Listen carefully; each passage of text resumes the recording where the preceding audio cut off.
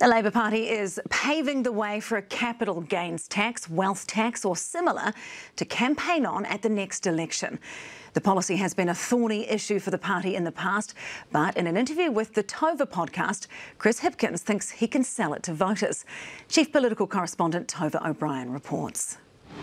Chris Hipkins wants to talk about tax, baby. I think we do actually need to have a fairly significant conversation as a country around tax. After killing his finance minister's wealth tax before the last election, the resurrection is coming. Will Labor campaign on broadening the tax system? I think I can say yes to that question. Exactly what that looks like, we've still got a lot of water to flow under the bridge. It's a policy that's dogged Labor for over a decade. Former leaders Phil Goff and David Cunliffe flubbed the selling of the policy during the 2011 and 14 campaigns. Both lost their elections. It's why Jacinda Ardern took the nuclear option. Under my leadership, we will no longer campaign for or implement a capital gains tax.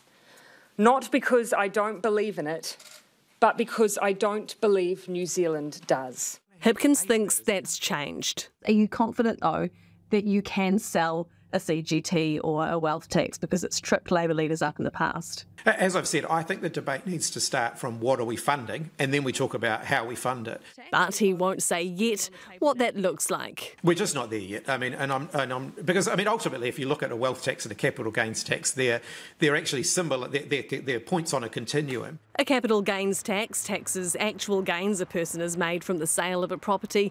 A wealth tax captures unrealised gains on assets you haven't yet sold. Realised gains is much easier because somebody has sold something, you've got a clear basis to tax them. Hipkins breathing new life into the old policy while killing off others. Talking to people within Labor, they would quite like to see that GST or fruit and veg policy die a death. Are you with them?